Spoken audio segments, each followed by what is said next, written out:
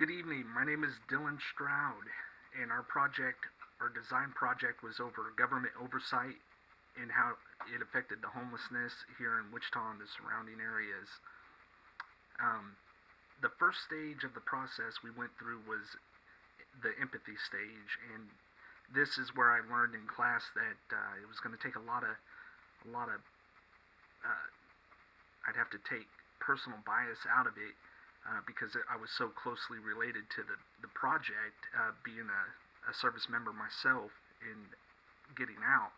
Um, we narrowed it down to homeless veterans in our community, and maybe there was a lack of community resources that could help these homeless veterans. Um, what we found out was there actually is a lot of resources that homeless veterans can use. So the overall um, thing that we did find was that um, behavioral health issues, substance abuse, these are all things related to the veterans that were actually out on the street. Um, the, the hardest thing about uh, the empathy stage was my personal bias. Uh, the bias that I had was that, I think that all military members that serve their country and get out, they should have the opportunity to um, get a job when they exit the service. And I was on the receiving end of that myself.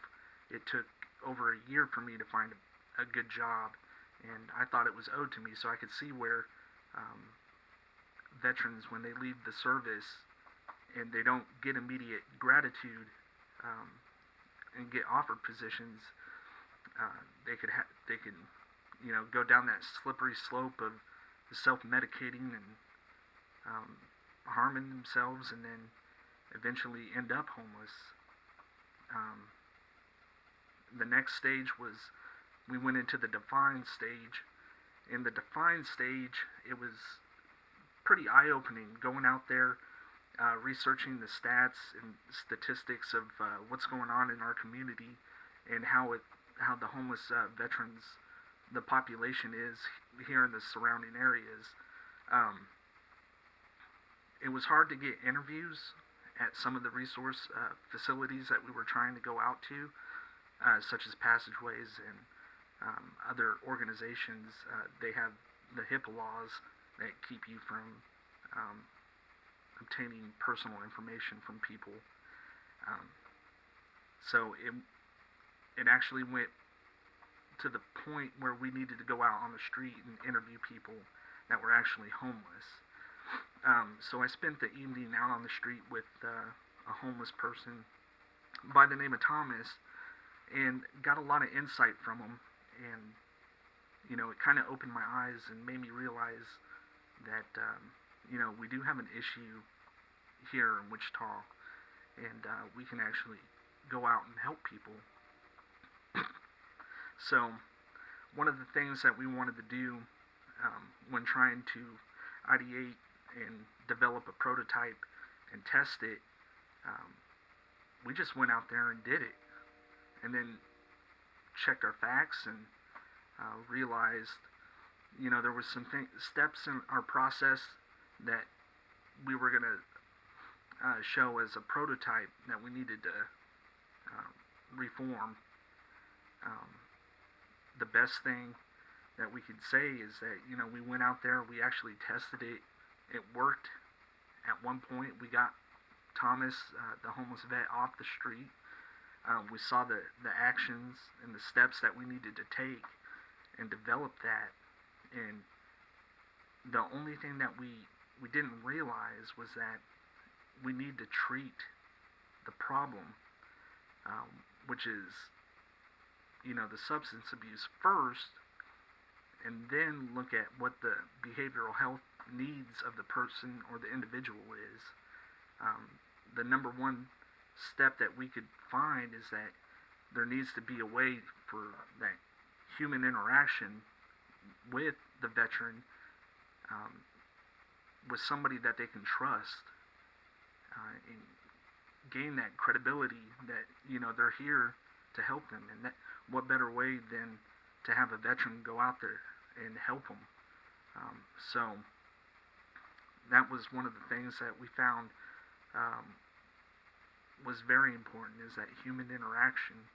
A lot of the places around here, the resources, they offer social work, but it's hard to get there. And what I saw, which is completely different than what I thought, was the veterans, they think it's owed to them, so they're not going to go and get help on their own. They think people should go out and find them and help them get off the street because they earned it. And I can see that. And being a part of the system myself, coming out, I was a little upset that I didn't get what I wanted when I got out. And I can see why these guys are jaded by the community and by the government, and they think no one's out there to help them, and they don't trust anybody anymore. So that it's important that you gain their trust and credibility. And once you open up to them, like I did with Thomas, it was easy for him to trust me, and it didn't work out. He ended up lapsing back into alcohol, and got alcohol poisoning and got kicked out of the shelter that we got him in. It's sad, but we gotta look at the process again and fix it. But I think it's a viable prototype. I think it'll actually work. We just need to tighten up our areas that we need to form, and actually go out there and implement it. And if United Way doesn't want to use the prototype that we showed them, that doesn't mean it's going to stop me from not going out there and trying. And it's something that's kind of grown on me since the beginning of the project. I really want to help these guys. I want them to do better. I want them to not hate the system as much as they think they do, or feel that they do. And I think we could do it. I'm pretty sure we can. So what we'll do is we'll refine this. If United Way wants to try and use some of this, that's fine. I'll be there to help them. If not, then I'm going to do it. So I learned a lot in the class. I appreciated everybody's input. I think everybody had an awesome prototype.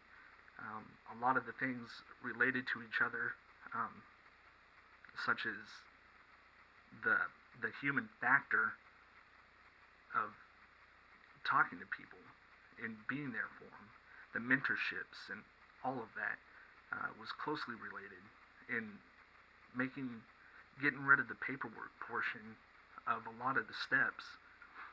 That was a common factor within the groups. So if there was a way to make it easier for people to apply using a database in an application that you could use to get that information, to find resources like the ones that I'm going to try and do myself, like the homeless outreach team. It's viable. We just need people to step up, be leaders of change, and go out there and actually implement it. So I thank everybody for all their help in the project, and I appreciated the course, and I would recommend it to anybody. Thank you.